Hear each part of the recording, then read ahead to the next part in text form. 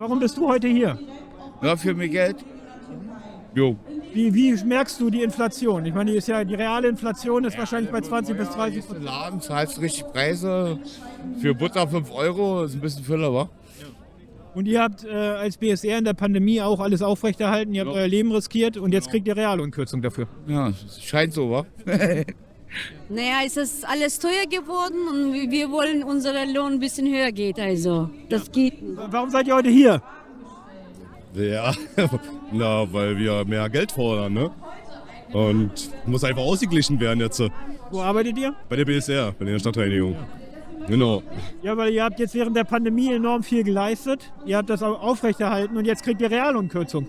Durch die Inflation 20 bis 30% bei Lebensmitteln und Energie. Das heißt, merkt ihr das? Habt ihr... Ja, definitiv. Also wer das nicht merkt, der verdient dafür viel zu viel, muss ich ganz ehrlich sagen. Also wie er schon sagte gerade, ne, beim Einkaufen normal, du bezahlst so viel, hast nur einen kleinen Wagen voll, bist schon bei 100 Euro, wo du denkst, alter Schwede, dann habe ich noch 3 Kinder zu Hause, die müssen auch ernährt werden. Ja, man muss gucken, wo man bleibt, ne, und da muss einfach der öffentliche Dienst auch mitmachen. Das ist halt ein Kreislauf. Preise steigen, also müssen die Gehälter auch steigen. Es ist einfach an der Zeit, dass unsere Arbeit mehr gewertschätzt wird. Auch sind wir heute hier, weil wir einfach mal satt haben, immer vertröstet zu werden. Wir sind die großen Helden der Corona-Zeit und werden vergessen. Aber was ist denn das? Wo arbeitest du? Bei der BSR.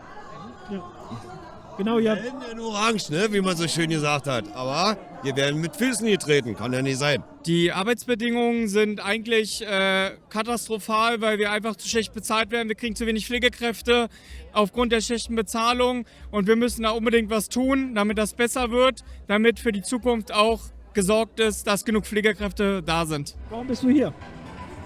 Wird sich die Arbeitsbedingungen bessern für uns alle.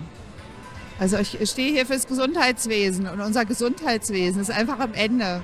Man kann eigentlich froh sein, wenn man auch gesund wieder rauskommt aus dem Krankenhaus. Ja, wir brauchen einfach mehr Leute, die arbeiten und wir müssen anständig bezahlt werden und anständig behandelt. Ja, du arbeitest als Hebamme? Kannst du deinen Arbeitsalltag mal schildern? Kannst du deinen Arbeitsalltag schildern? Wie hat sich die Situation verschlechtert in den letzten Jahren? Also ich habe mal angefangen zu arbeiten, da konnte ich mich um die Frauen kümmern. Da konnte ich mit denen ganze Gespräche führen und ich konnte ihnen die Hand halten, ich konnte für sie da sein. Das klingt zwar vielleicht ein bisschen albern, weil das nicht nach viel Arbeit klingt. Teil deiner Arbeit, ein wichtiger Teil. Aber das Wichtigste bei einer Geburt ist eigentlich, dass man nicht alleine ist. Und das kann ich nicht mehr gewährleisten und das ist Jahr für Jahr schlimmer geworden. Während der Pandemie war es einfach eine Katastrophe, die Anzahl der Patienten. Und das ist alles ein bisschen besser geworden, aber auch alle Leute während der Pandemie, die Angst hatten, ins Krankenhaus zu gehen oder nicht konnten, kommen jetzt ins Krankenhaus und machen genauso das System einfach brüchig. Ja? Wir können es nicht stemmen. Ich brauche keine Leute, die klatschen für uns oder was, da muss einfach was passieren. Und wenn wir immer weniger werden, weil die Leute abwandern, weil sie keinen Bock mehr haben auf den Beruf, das ist einfach nur schade und schlimm. Und deswegen stehen wir alle hier. Ja, und nachdem ihr das alles gewuppt habt, kriegt ihr jetzt eine Reallohnkürzung mit 20-30% Inflation. Heißt das, ihr habt weniger in der Tasche? Weniger Geld in der Tasche, genau. Wir haben weniger Geld in der Tasche. Wir haben auch weniger Mitarbeiter. Ja, das kommt auch noch bei uns hinzu. Die Abwanderung ist halt heftig. So, es ist unattraktiv auch für junge Leute, die ihre Ausbildung machen und so. Die stehen da und wissen, wenn sie fertig sind, dass sie keine Kohle haben. Ja, gerade, es wird alles teurer, so wie Sie es schon gesagt haben. Und das muss sich unbedingt ändern. Und wie es gerade schon gesagt worden ist, ist halt, 100 Milliarden werden in die Bundeswehr investiert und wir stehen mit leeren Händen da. Und alle sind wichtig, alle Mitarbeiter sind wichtig, aber es muss auch für uns auch attraktiv sein. Und auch die Lebensbedingungen müssen gegeben sein. Und deswegen stehen wir hier und kämpfen auch dafür. Wir wollen einfach das durchsetzen. Wir wollen die 10,5%, 500 Euro mehr für alle Pflegekräfte und dass die Schüler übernommen werden. Und ich habe auch das Gefühl, dass die 10,5% etwas zu wenig sind. Wenn du darüber sprichst, wie ihr eigentlich über Jahre Reallohnkürzungen habt, jetzt 20 bis 30% Inflation, sind 10% ja nochmal Kürzungen. Das ist richtig, das ist vollkommen richtig. Also wenn man es so genau nimmt, müsste das bedeuten mehr sein. Wie siehst du, jetzt wird gesagt, es ist kein Geld da, um euch vernünftig zu entlohnen, um damit ja auch den Beruf attraktiver zu machen. Das ist einfach eine Lüge. Es gibt so viel Geld. Wir sind so ein reiches Land. Es gibt so viele Menschen, die sich hier einkaufen, ne, die nicht ordentlich besteuert werden. Ne, es gibt Großkonzerne, die in irgendwelchen Fake-Republiken sich ansiedeln, damit sie keine Steuern zahlen. Es gibt Geld, natürlich gibt es Geld. 100 Milliarden für die Bundeswehr. Auch das, ne? Es ist schön, dass wir Krieg haben, nicht? Da können wir doch endlich mal wieder richtig investieren. Ja. Plötzlich ist immer Geld da gewesen. Haben wir auch in der Covid-Pandemie in akuten Zeiten gesehen, dass plötzlich Gesetze durchgewunken wurden und Gelder locker gemacht wurden. Also man muss uns nicht erzählen, dass keine Gelder da sind. Von daher... Wir haben auch Geld für den anderen Scheiß. Also wem wollen sie das erzählen? 100 Milliarden für die Bundeswehr. Ja, richtig. Also da wird auf jeden Fall Geld da sein. Also die Bundesregierung gibt einfach zu viel Geld für die Rüstung aus, überhaupt. Sollte man abschaffen. Krieg ist sowieso scheiße. Ja. Was denkst du zu den Waffenlieferungen? Da bin ich nicht so dafür. Ganz ehrlich, also muss nicht sein.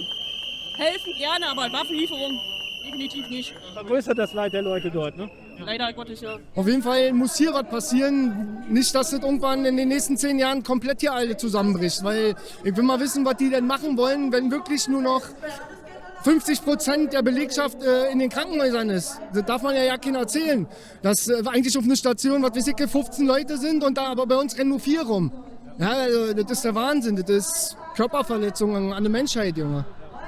Und das heißt, das sind ja Probleme, mit denen Arbeiter überall konfrontiert sind. Heute sind auch die BSR-Kollegen dabei, die Wasserbetriebe. Und es ist nicht nur hier in Berlin und nicht nur in Deutschland, es sind Streiks in Frankreich. Europaweit, man sieht es ja auch in England und so, dass die da auch streiken und so.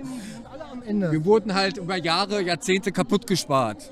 Und das muss aufhören, da muss ein Zeichen gesetzt werden. Siehst du hier eine europäische Bewegung sich entwickeln? Ich persönlich bin solidarisch mit allen Streikenden und ich hoffe auch andersrum. Und wie es sich in Zukunft vernetzen wird und ob es sich vernetzen wird, ich hoffe drauf, wird sich zeigen. Es gibt ja Streiks gerade in Frankreich, da sind Millionen auf der Straße gegen die Rentenreform von Macron.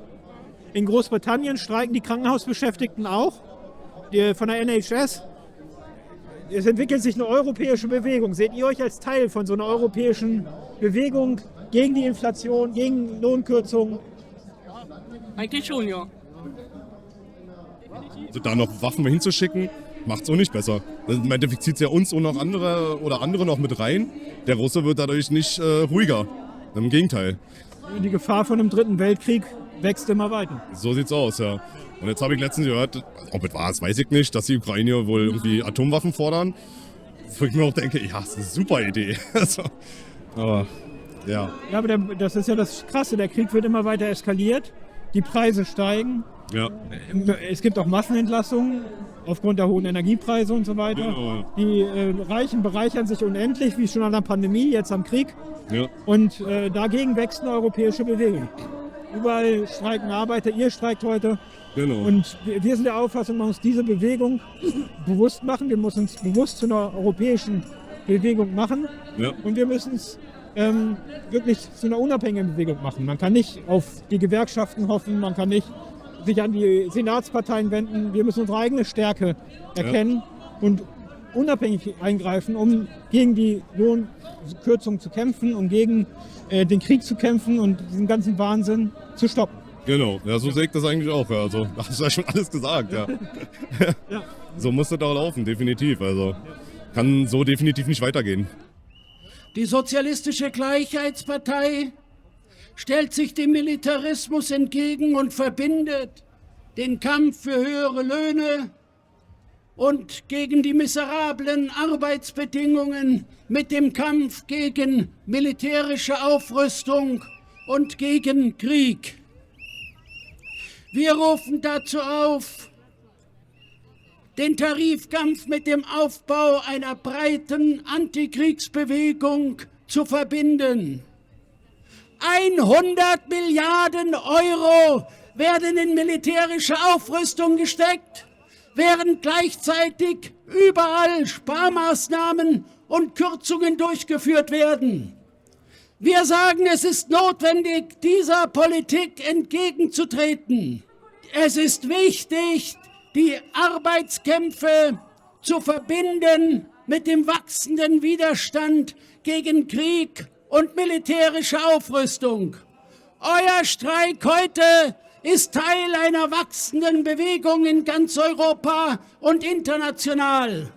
Vor wenigen Tagen streikten in Frankreich 2 Millionen Arbeiter gegen die Rentenkürzungen der Macron-Regierung. In England findet eine wachsende Streikbewegung statt. Der Lehrer, der Angestellten im öffentlichen Dienst, der Hafenarbeiter. Wir sagen, es ist notwendig, einen gemeinsamen Kampf zu organisieren und sich unabhängig in Aktionskomitees zu organisieren, um eine solche Verbindung von Arbeitern in ganz Europa aufzubauen. Wählt am kommenden Sonntag die Sozialistische Gleichheitspartei.